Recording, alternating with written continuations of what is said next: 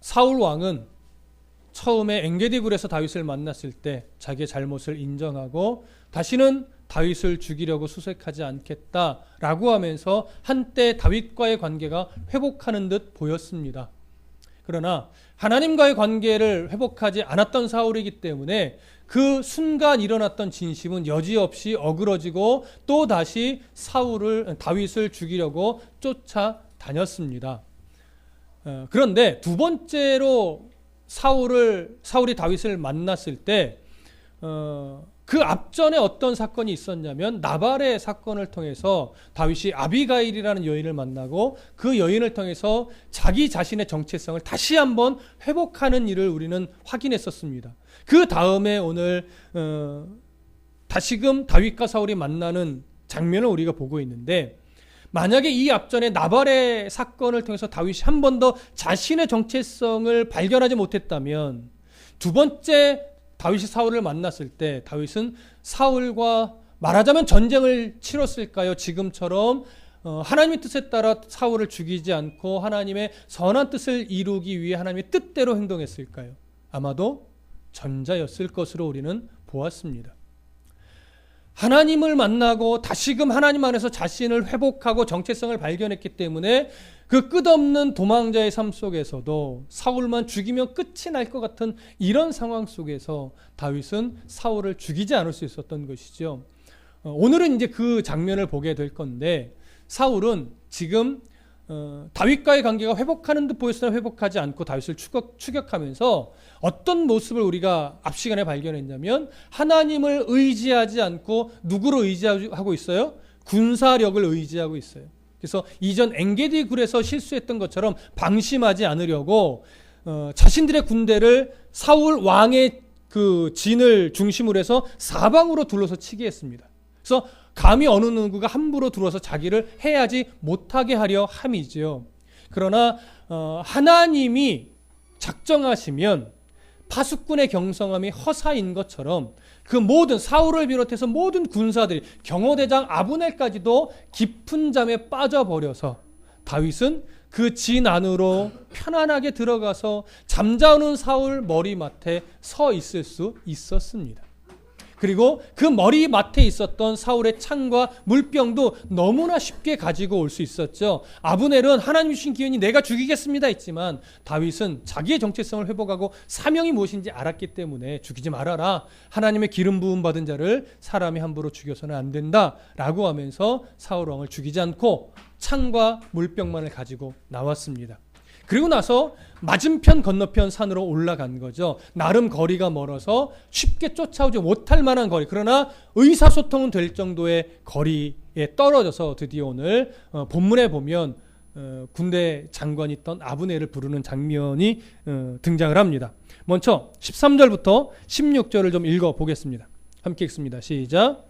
이에 다윗이 건너편으로 가서 멀리 산 꼭대기에 서니 거리가 멀더라. 다윗이 백성과 넬의 아들 아브넬을 대하여 외쳐 이르되 아브넬아 너는 대답하지 아니하느냐 하니 아브넬이 대답하여 이르되 왕을 부르는 너는 누구냐 하더라.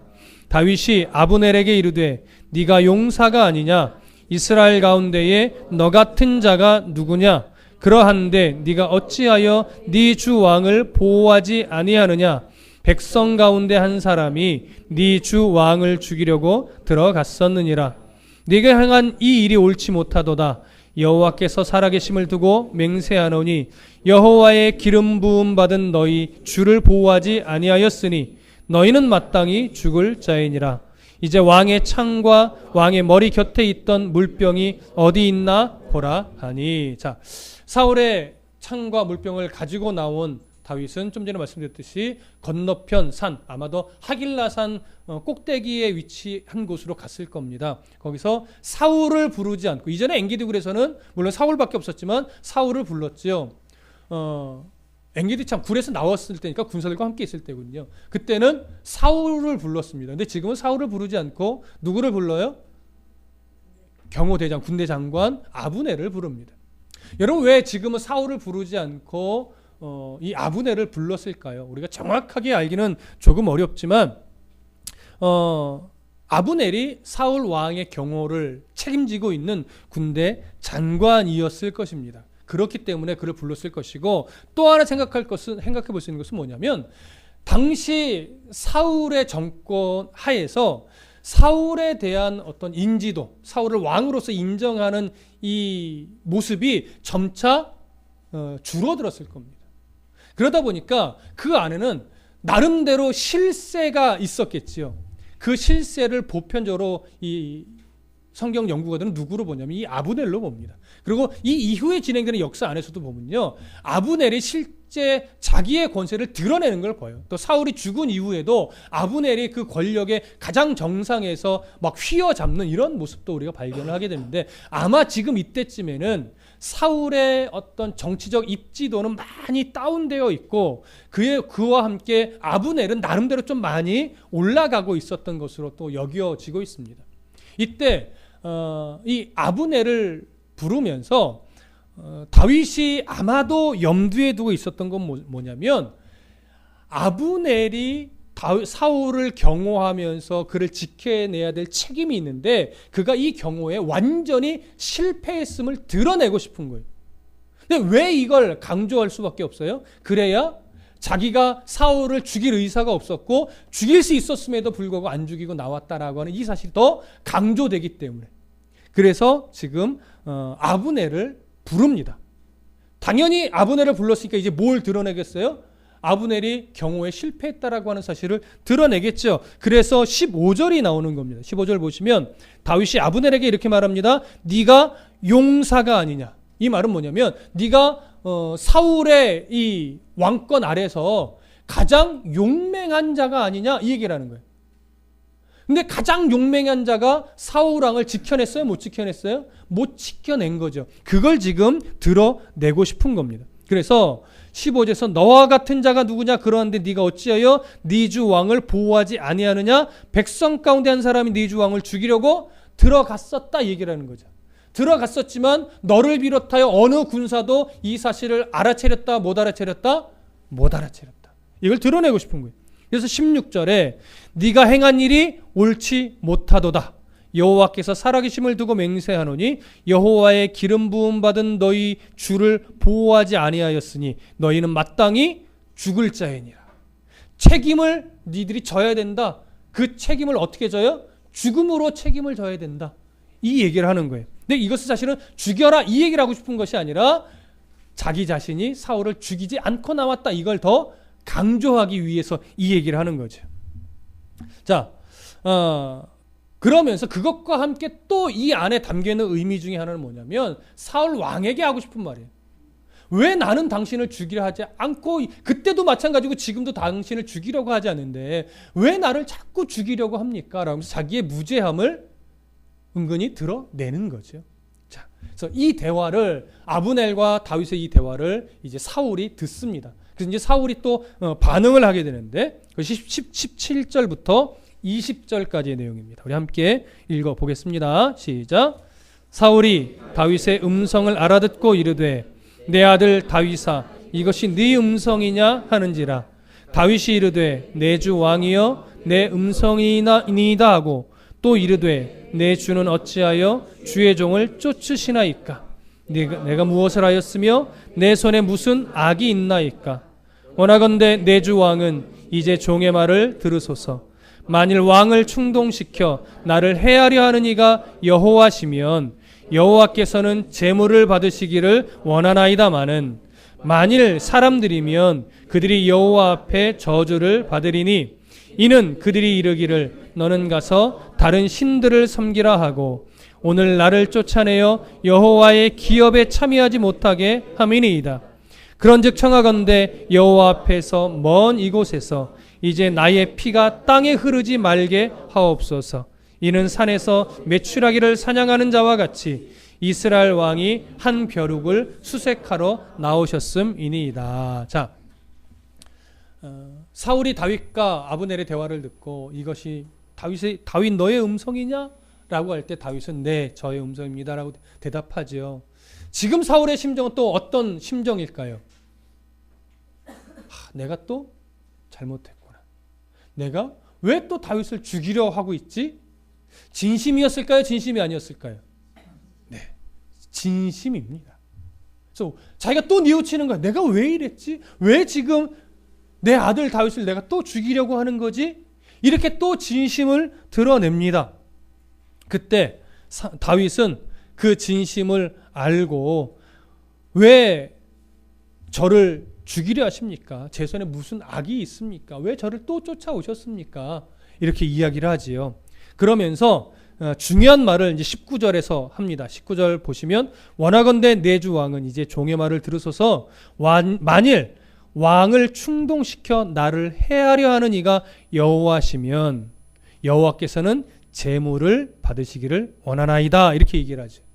여기서 왕을 충동시켜서 나를 뒤쫓아가게, 그래서 나를 죽이려 하게 만드는 이가 여호와시라면 여호와께서는 제물을 받기 원합니다. 이렇게 말한 것은 어떤 의미냐면, 그렇다면 내가 지금 당신의 솥에 죽어서 하나님께 제물이 되겠습니다.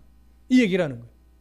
그러나 이것은 뭘 강조하고 싶은 거예요? 뒷말을 강조하고 싶은 겁니다. 뒤에 뭐라고 말해요? 그러나 만일 나를 죽이려고 왕을 충동시키는 자가 사람이라면 그들이 여호와 앞에 저주를 받아야 합니다. 이 얘기를 하는 거죠. 그렇다면 지금 사울을 충동시키는 것은 다윗과 사울의 관계를 이간질시키는 여러 신하들도 있을 거예요. 그러나 거기에는 또 하나 있는 거죠. 그것이 사울 왕이라면 당신도 피해갈 수 있어요? 없어요? 없는 거예요. 그래서 이 안에는 무엇에 대한 암시가 사실 살며시 드리워져 있는 거냐면, 얼마 후에 블레셋과의 전투에서 여호와 하나님의 저주로 죽게 될 이 모습이, 다윗이 그것을 염두에 둔 것은 아니지만 이때 죽음을 맞이하게 될 사울 왕의 결과적 모습이 이 표현에 사실은 암시적으로 드리워 있는 겁니다.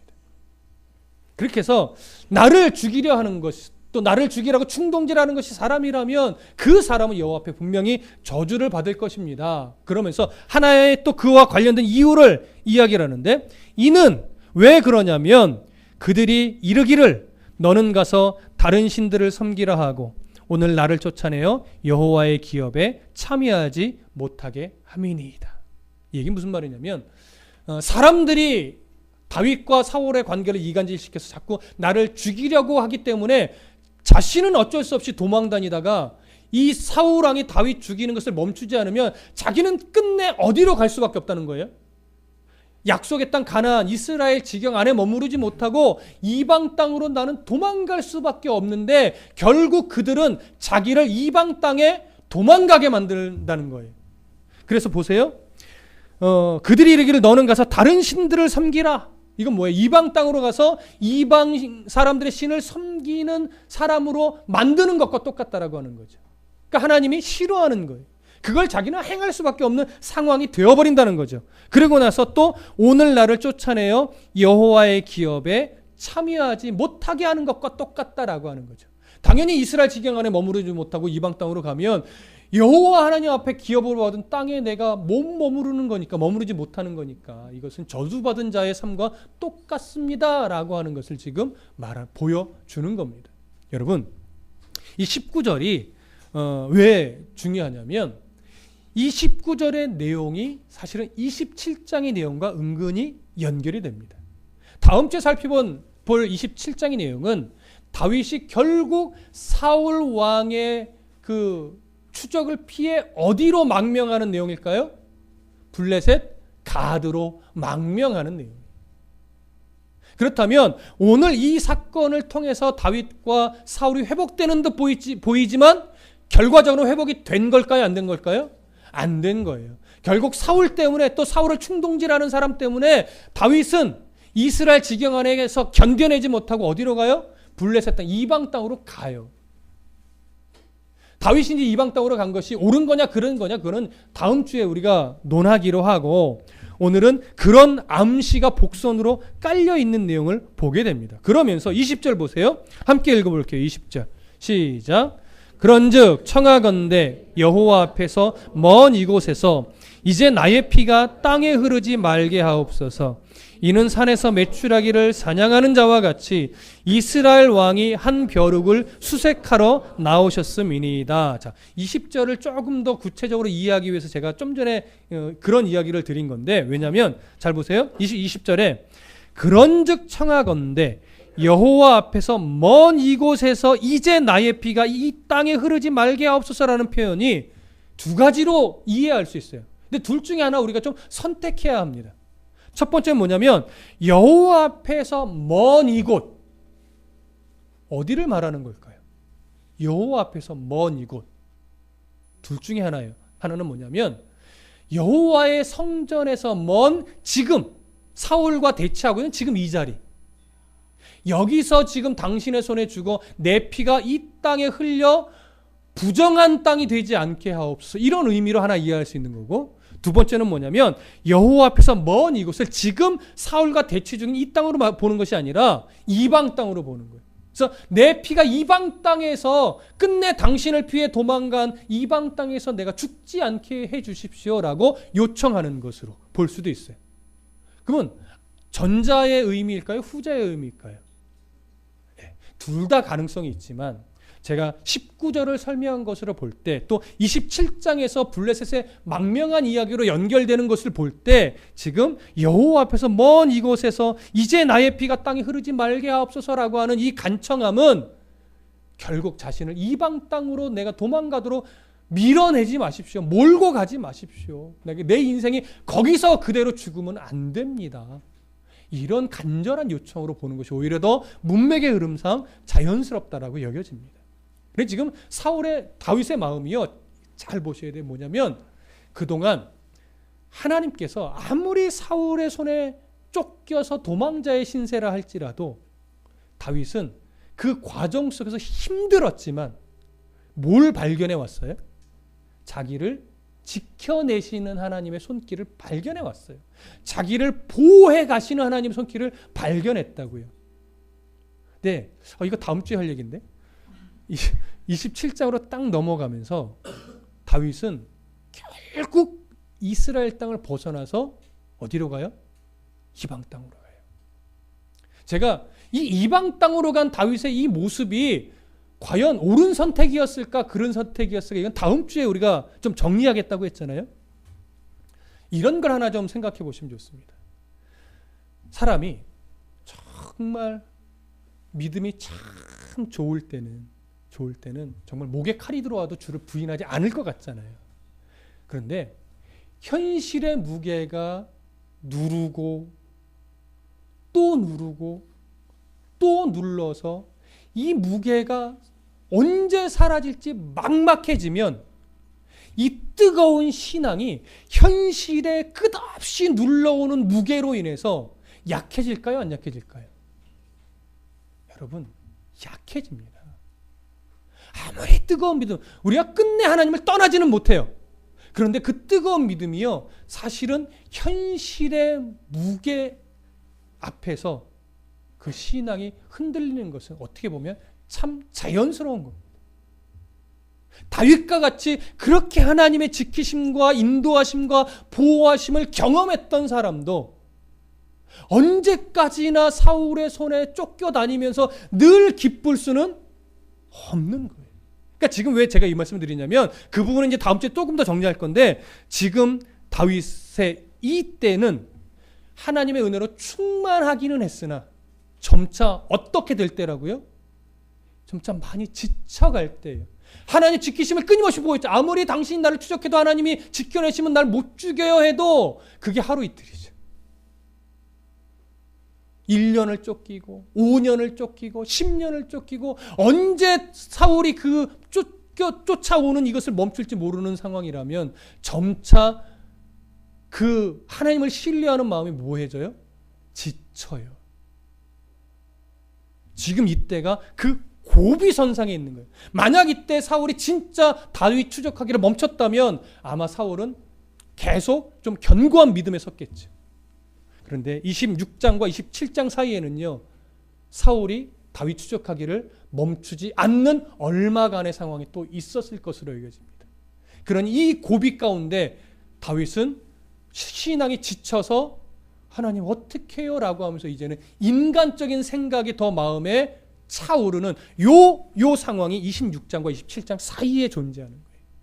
그래서 그 고비에 지금 다윗이 있다라고 하는 것을 조금 생각해 놓으시고, 그렇게 해서 여호와 앞에서 머니고 이방 땅으로 가고 싶지 않습니다 한데 사울의 눈을 피해 결국은 이방 땅으로 가게 되는 이런 어떤 암시가 이 안에 담겨 있음을 기억하시고, 이는 이제 다윗이 이제 이렇게 얘기합니다. 자기의 지친 마음을 이는 산에서 메추라기를 사냥하는 자와 같이. 자, 메추라기는 누구일까요? 다윗이죠. 사냥하는 자는 누구일까요? 사울이죠. 그런데 잘 보세요. 메추라기는 어디서 사냥하는 새냐면 산에서 사냥하는 새가 아니에요. 광야에서 사냥하는 새가 메추라기입니다. 근데 광야에서 이 메추라기를 사냥하는 법은 참 간단해요. 그 메추라기가 지칠 때까지 추적하는 거예요. 무슨 말씀 이해되시죠? 그러니까 메추라기를 추적해서 잡는다는 얘기는 단순하게 올무로 잡는 것이 아니라 그 메추라기가 지쳐서 도망가기를 포기할 때까지 쫓아가는 거예요. 그러니 지금 다윗이 이 산에서 메추라기를 사냥하는 자와 같이라고 하는 것은 얼마나 오랜 시간 집요하게 사울이 다윗을 추적해 왔는지 이걸 보여줘요. 그러니까 지칠 만도 한 거예요, 지금. 그렇게 추적해 왔으니까. 그런데 보세요. 제가 메추라기는 어디서 추적하는 새라고요? 광야에서 추적하여 잡는 새예요. 근데 앞에 보면 이는 산에서 메추라기를 사냥하는 것과 같대요. 이게 뭐냐면 그렇게 집요하게 힘이 빠져서 도망가기를 포기할 때까지 사울은 추적하고 있는데 현재 산에서 메추라기를 추적하는 것 같다는 얘기는 산에서는 메추라기를 사실 잡지 않아요. 이 얘기는 하나님이 아직까지는 뭐 했다는 거예요? 다윗을 지켜서 붙잡지 못하게 했다라고 하는 거예요. 그러니까 지금 고비에 있는 거예요. 현재까지는 다윗은 믿음의 신뢰가 있어요. 아무리 당신이 나를 추적해와도 메추라기를 잡듯이 그렇게 집요하게 오랜 시간 추적해와도 하나님이 지켜내시기 때문에 나를 못 잡습니다. 이 믿음에 있는 거예요. 근데 그 고비가 이제 요 27장과의 사이에서 이제 걱정으로 산더미처럼 불어나는 거죠. 그래서 인간적인 생각으로 넘어가는 이 전환점이 26장과 27장 사이에. 자, 그렇게 메추라기를 사냥하듯 나를 사냥해 왔지만 하나님이 나를 지키셨습니다. 그러면서 자기를 낮춰요. 이스라엘 왕이 한 벼룩을 수색하러 나왔습니다. 자기를 벼룩이라고 하면서 완전히 낮춥니다. 그러니까 나를 추적하는 것은 의미 없고 무가치한 겁니다. 왜 자꾸 끝까지 나를 메추라기 수색하듯이 찾아옵니까? 이제 그러지 말아 주십시오. 나를 이방 땅에서 피 흘리게 우상을 섬기며 살다가 죽게 만드는 결과를 가지고 오게 됩니다. 그렇게 하지 말아 주십시오. 이 얘기를 하는 거죠. 자, 그러면서 이 말을 이제 사울이 이해합니다. 요때만큼은. 자, 이어지는 내용 21절부터 25절까지 함께 읽겠습니다. 시작. 사울이 이르되 내가 범죄하였도다. 내 아들 다윗아 돌아오라. 네가 오늘 내 생명을 귀하게 여겼은즉 내가 다시는 너를 해하려 하지 아니하리라. 내가 어리석은 일을 하였으니 대단히 잘못되었도다 하는지라.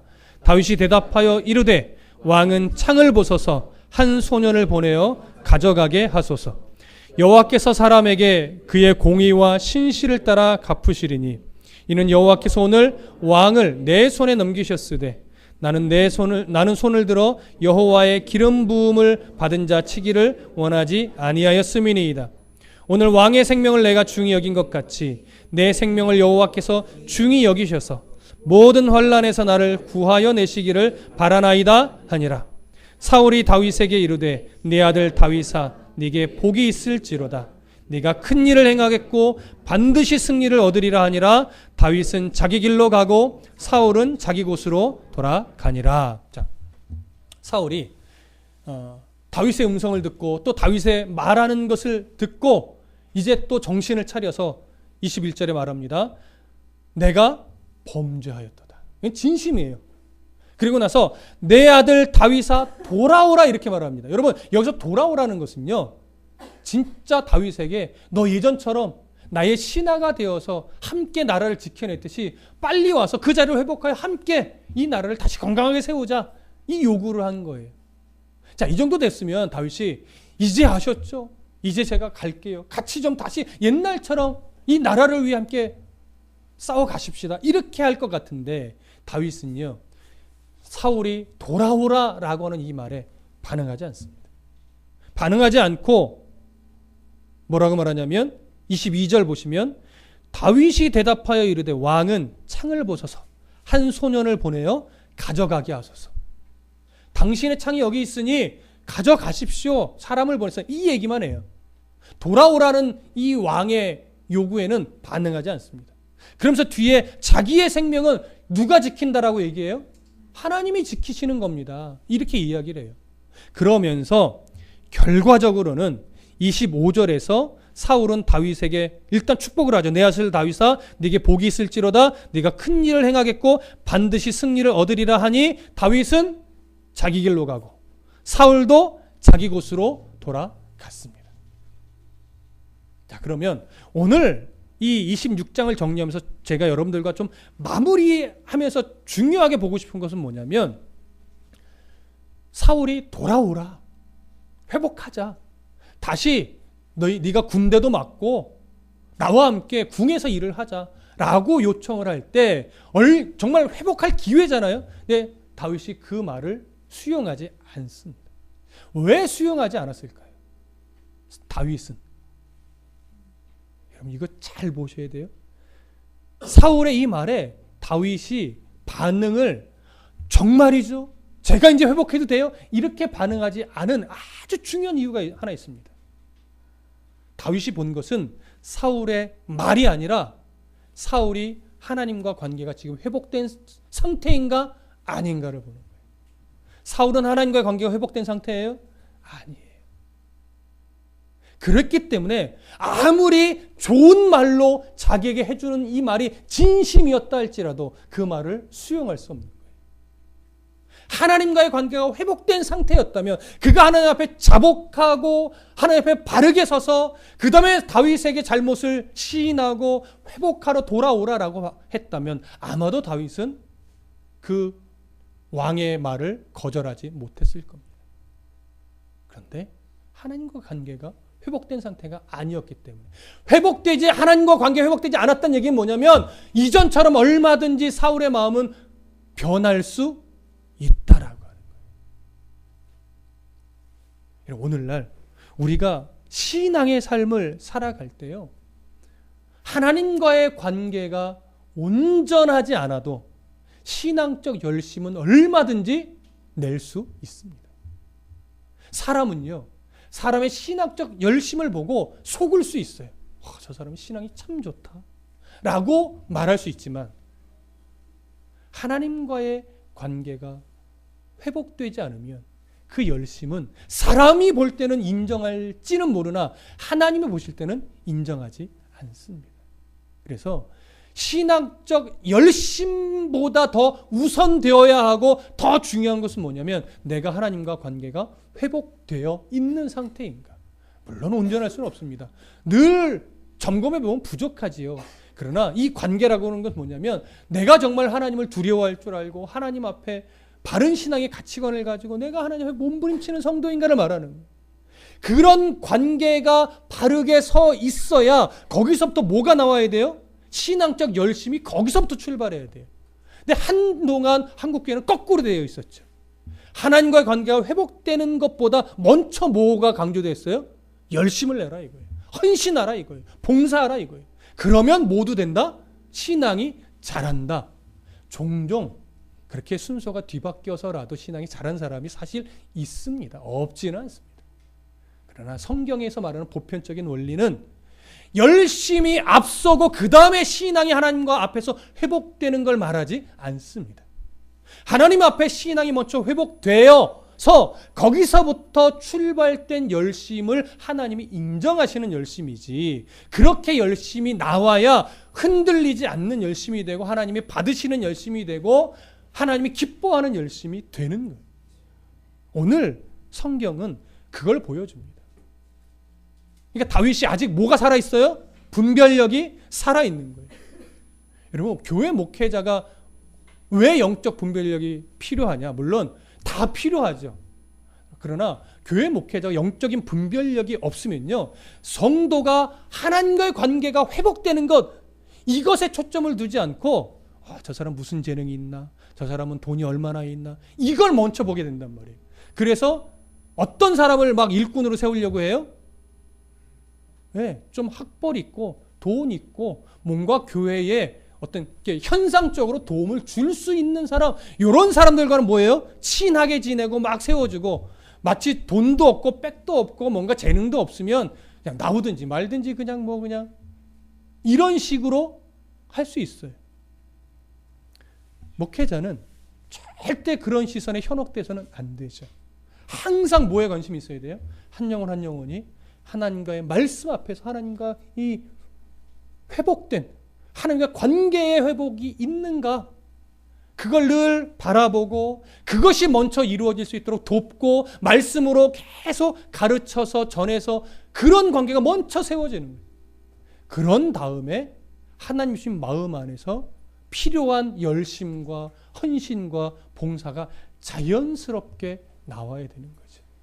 이걸 우리가 사실은 그렇게 하려고 하지만 때로 균형감을 놓칠 때가 있어요. 그게 이제 실수죠, 실수. 예. 그래서 그런 실수를 줄여가는 최대한의 방법은 뭐냐? 항상 예배가 회복되고 말씀이 회복되었다고 여겨질 때, 그때 비로소 이제 어떤 직분을 맡기기도 하고 헌신을 내 어떤 사명을 또 나누기도 하고, 그래야만 최대한의 실수를 줄여갈 수 있습니다.